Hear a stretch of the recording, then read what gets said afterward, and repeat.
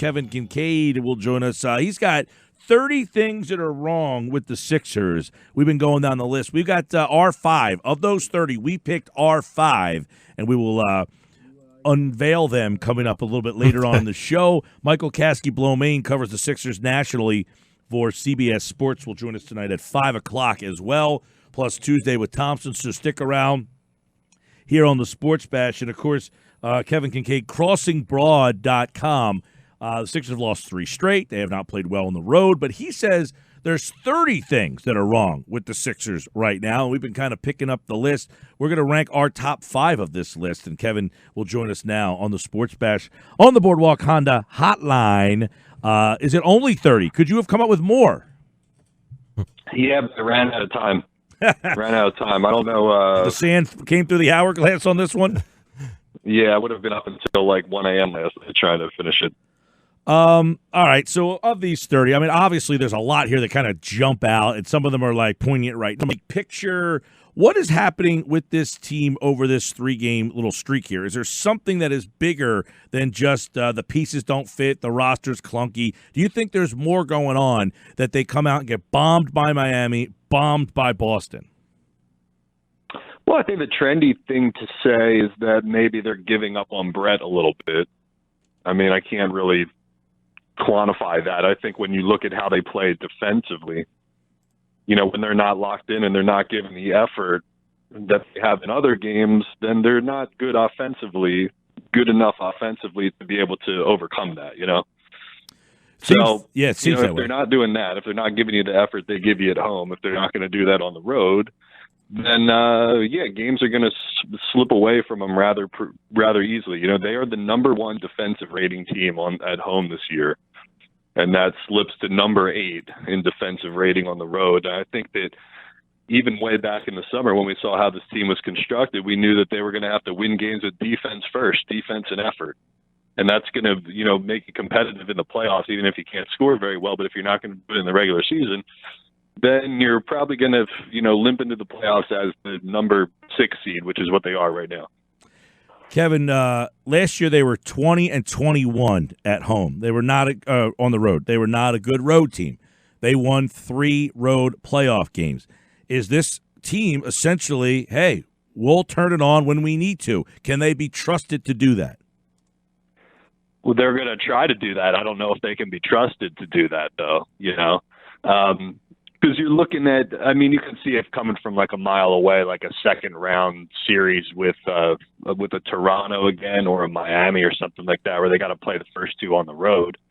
Inevitably, it's going to be a game 7 on the road, probably. But I don't know. I mean, I've said on this when I came on the show the last couple of times, I said that I thought, you know, the positive, the glass half full thing was that they were good enough defensively that they could pull a spinal tap and turn it up to 11 and just start showing up and play defense whenever they felt like it. But, you know, I think that they're starting to wilt a little bit. I think the body language has been pretty poor. I think there's, some stuff that's seeping into the press a little bit. Brett Brown had an interesting comment about Joel Embiid last night. Embiid said he didn't think the zone was as big of a problem as Brett Brown thought it was.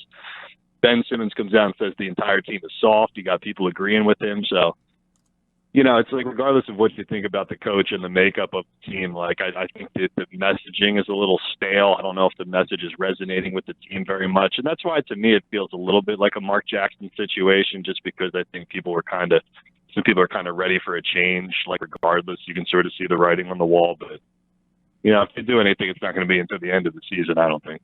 Kev, what's the bigger picture issue and short-term issue? Meaning, what's something in your mind that you believe can be fixed soon? And what's something in your mind that's like, well, this is ownership or this is their philosophy in the front office, whatever it may be? Yeah.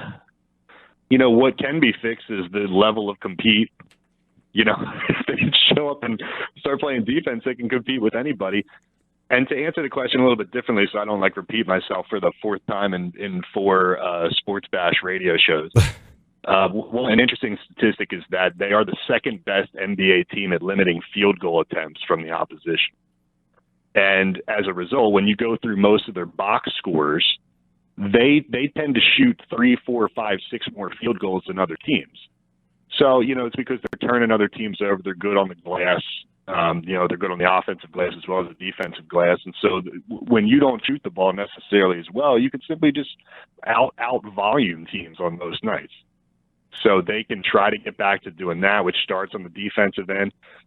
To answer the other part of your question, I just think the roster is what it is. You're probably not going to be able to move that Horford contract, which would solve a lot of things right now, which is why I don't think you go for some blockbuster move at the trade deadline, because even if you do bring in a starting quality guy, what are you doing with Horford? It just is not going to work.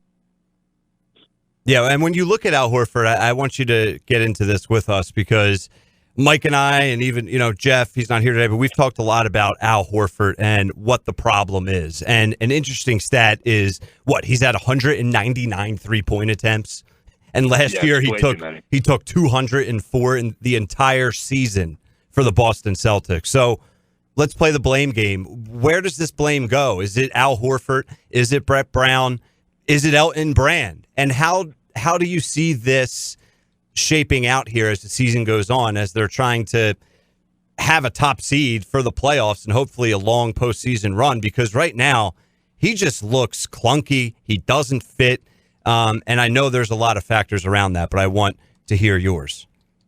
Well, based on what you guys said at the beginning of the show, when you were referencing what Keith said about Al wanting to play power forward and playing as a stretch four, I would put a bunch of the blame on him, because he was a 37% three-point shooter last year. And theoretically, if you were talking about a guy who was going to come here and play as a stretch four in Brett's system, where you've had success with guys like Dario and Ersan who just stand in corners, or they're catch and shoot three-point guys, then maybe it could have worked out.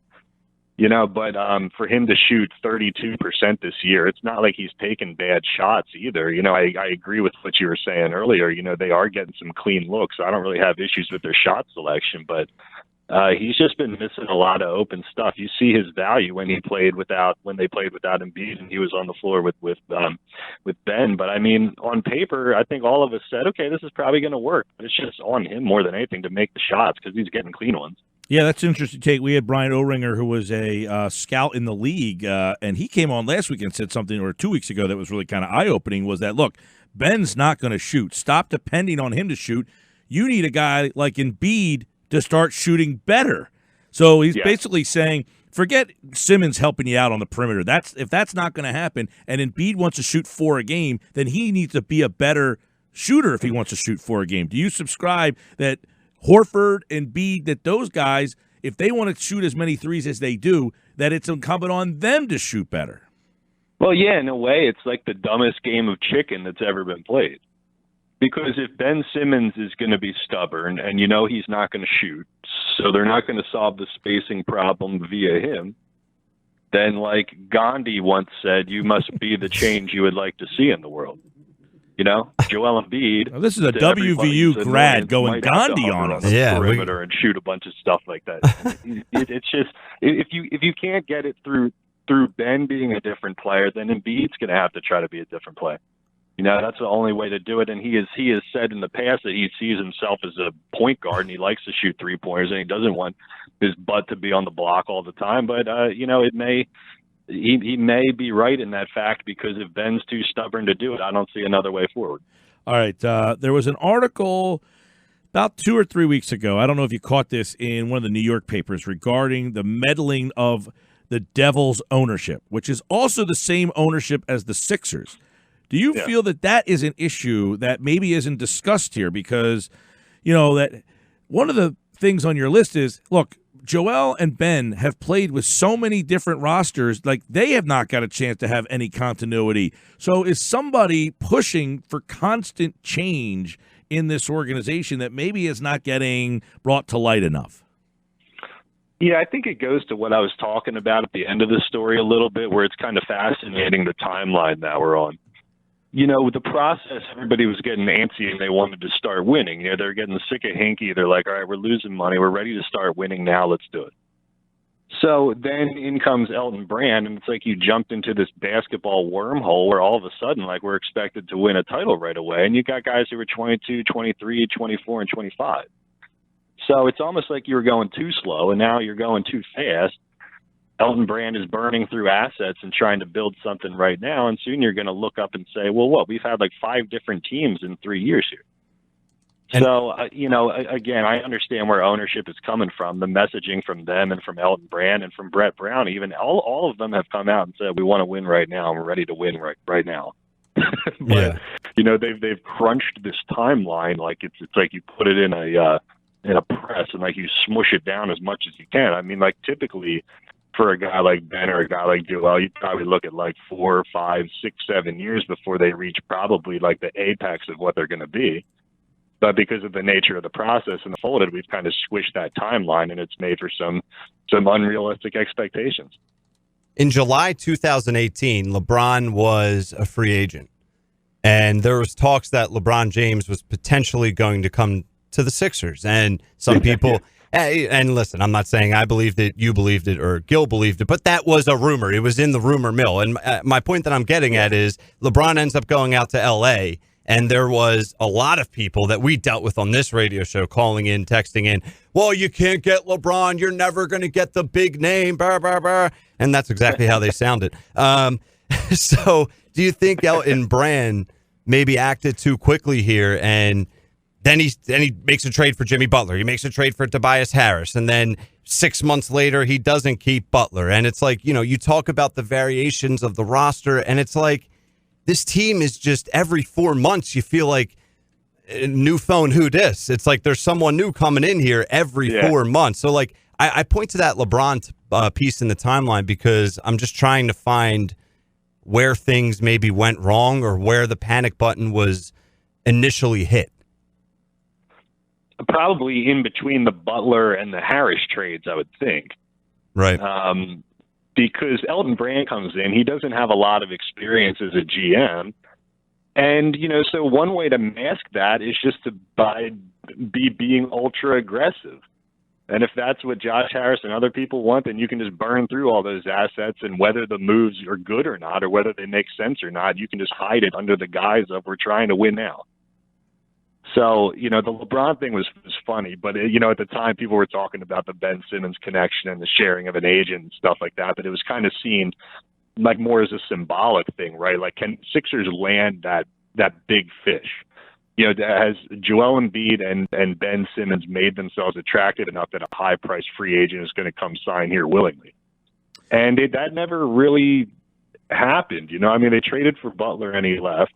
Harris ended up signing here, but he's not really an elite player. Al Horford is 33 years old. J.J. Redick was a veteran. So I don't think that sort of symbolic thing was ever really answered. They went the trade route and just went through assets that way. But again, I think Elton Brand, an inexperienced guy, ownership said we can put anybody in here and tell them to just be aggressive and go through all these assets and try to win now. All right, so we're talking with Kevin Kinkead, crossingbroad.com. Check out his 30 things that are wrong with the Sixers right now. Is this a team that you think right now just it's February, so 2 weeks from now we could be talking about they just beat the Clippers on Tuesday night, and here they go. And that's why I have such a hard time overreacting and quantifying what I saw the night before and saying, well, because we see things change so much. But are the fingerprints on this team that it's just not conceivable that they can fix this problem? Because a lot of this is, hey, when they win, they beat the Lakers. When they win, they beat Boston 3 times. They lose to Boston, they lost once, and it looks like Boston's whipped their ass every single time they play them. No, they won that series 3-1. So it's funny how we pick and choose when we want to criticize and how critical we want to be. But is there enough writing on this wall that you have kind of figured out who this team is?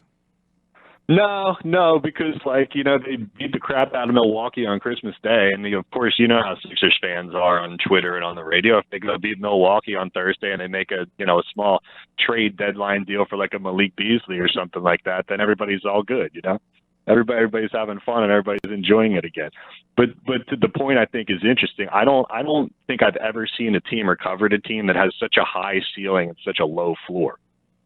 The highs that they reach and the lows that they reach, like the variance between those two things is insane to me. But they had to that point, they've beaten Milwaukee. They did beat Miami once. They lost to them 3 times, but they did beat them once. They beat Indy. They beat Boston 3 times. So this isn't like a couple years ago where Boston just absolutely had their number, and you're like, God, if we run up against them in the playoffs, we're done. Like, there is proof that they can compete with all these teams if they want to. Right. So, and with the frenetic nature of social media and Philadelphia, South Jersey sports fandom as a whole, like, yeah, they could probably right the ship with a couple big wins. I've seen how high their ceiling is, and so if you're going to go glass half full, you got to look at the big wins that they have: Milwaukee, Lakers, all those other teams. Right. It's almost as if they're focused up for a 7-game series, they're going to beat you. If they're not focused up in the 7-game series, they're probably going to be out. And it's amazing how up and down this team goes. But to your point there, number 22 on your list, and these are in no particular order, correct? Yeah, they were just what came to my head, like, first thing. To what we were just talking about, the youngest players on the team are the longest tenured, which makes it's kind of their team, but they're not really ready to be leaders yet. And you got guys coming in, and they are such mega stars, Simmons and Embiid, that it's hard for the Horfords and the Tobias Harrises of the world to find their, space. In radio, you try to find your voice. They can't really find their voice in that locker room when Embiid and Simmons are so big, and yet they're not ready to be the men, the guys, or really the men in that room yet. Yeah, well, I'm not going to walk into 97-3 on day one and tell Josh how to do his rundown or tell Mike what topics we're talking about, Right. It's like, like you got to kind of know your place a little bit. But it's weird, again, when like you come in as Al Horford, for example, at 33 years old, and you're brand new, and the guys who are the veterans on the team have been there for, 3 years? It's like the funkiest ecosystem, environment I've ever seen, because if you go through every other team in Philly right now, it's like, who are the Eagles leaders, like Malcolm Jenkins and Jason Kelsey and all these veterans and stuff. For the Flyers, it's, Claude Giroux and Jake Voracek. And for the Phillies, now you have, they brought in a bunch of new dudes too, but, the guys who have been around the league for a while. It's just such a unique and funky thing that it can't make for a good back and forth in the locker room. It's just, and I don't know how much natural leadership a guy like Ben Simmons or Joel Embiid has in the first place. Yeah. And Kev, just real quick, like I would combat that with, and I agree with that point. I agree with everything you just said, but if you came into 97-3 and Josh's rundown was crap and he didn't have one, and Mike had, Mike's was a mess and I was a mess, and you came in here and you had some ideas and you knew how to fix it, I would imagine you would say something. It's just all about how to say it. But other than that, a leader would, even though they're new, they should come into this place and rectify the ship. So it's like, it's a catch-22. Assert yourself, and you're going to say, listen, guys, right. I've been here before. I've seen this. You're not trying to step on anybody's toes or tell them what to do or tell them how to act, but you're just saying, hey, I have experience doing this, so just trust me, and we're going to get through it. Right. Kevin Kinkead, crossingbroad.com. 30 things wrong with the Sixers right now. Go check him out. And he was kind enough to join us on the Boardwalk Honda Hotline. You're a fine mountaineer. You guys too, and I'll even shout out Moshe, even though he's not here. Yeah, his daughter's sick today. He's home with her, so he's doing well. But he'll be hopefully back tomorrow. Thanks, pal. I do. Anytime.